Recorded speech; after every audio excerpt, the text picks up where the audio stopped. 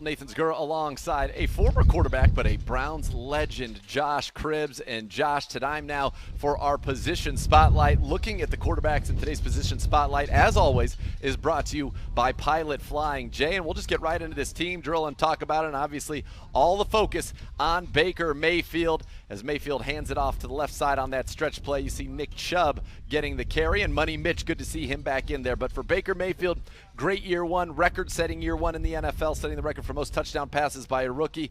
Last year didn't go the way he wanted it. He certainly has acknowledged it, but everybody says this is the perfect offense for him, the perfect system for him, and he's expected to have and expecting to have a big year three. Yes, and Baker improved tremendously in this training camp on his high percentage check down passes. He's not looking for the deep ball. He's not looking for it all in one take all the time. That's how he's improved. He's improved his practice habits, workout habits. All of that has improved thus far.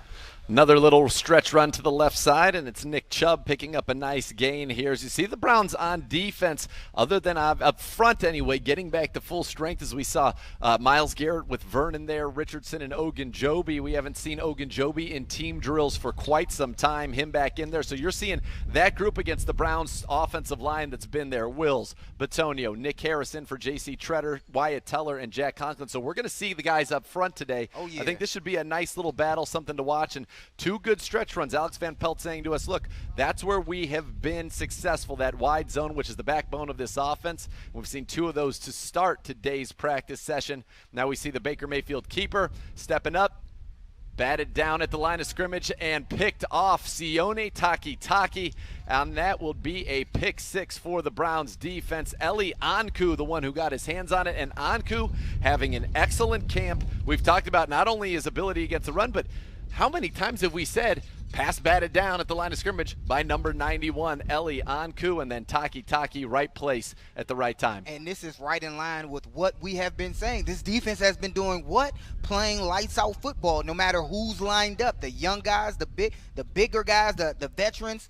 And I'm glad to see Ogunjobi out there, but he has to catch up. Those guys, Jordan Elliott and company, they've been balling out. Eli Anku certainly stepping in, and a guy that, you wonder, had there not been an opt-out from Billings, as you see Porter Gustin, who continues to have an excellent camp, get in the backfield and run down from the opposite side and run down Kareem Hunt on that toss play.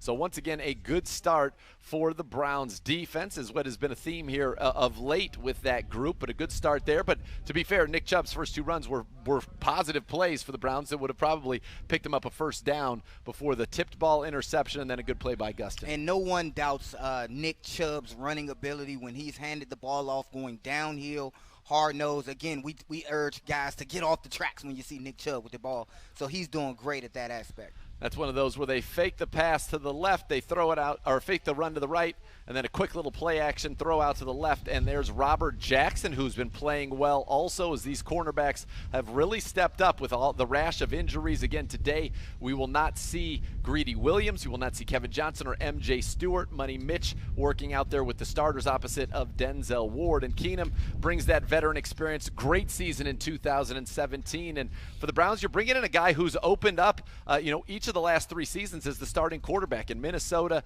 Then he went to Denver, then to Washington. Now he brings that experience and know-how as the backup for the Cleveland Browns. And you're seeing some chance down the field. We said Alex Van Pelt say we're going to take some shots, and that's Donovan Peoples-Jones getting behind the defense for the big pass play. And that's what Alex Van Pelt said. We got to loosen him up.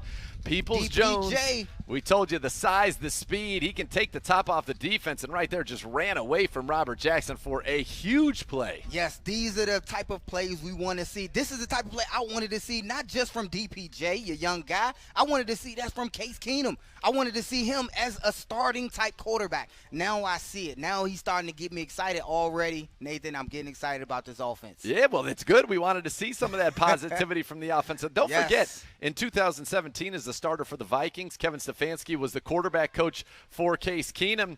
And Keenum that year, he threw for 3,547 yards with 22 touchdowns and only 6 interceptions. So he was incredibly efficient. And as a guy who's proven he can be a starter, but when you see that, boy, you like to see that from Keenum. But Donovan Peoples-Jones, and you just wonder, is he a guy that really has a chance to, as this season progresses, passes make an impact, because he looks like, when you go to central casting, say, give me a number 1 wide receiver, they look like Donovan Peoples-Jones. Definitely. He fits the mold of what you want to see from your receivers when you bring him in. He's big, he's physical, he's tough, he runs good, and he catches the football above all things. You want to see great things. You want to keep seeing that from him.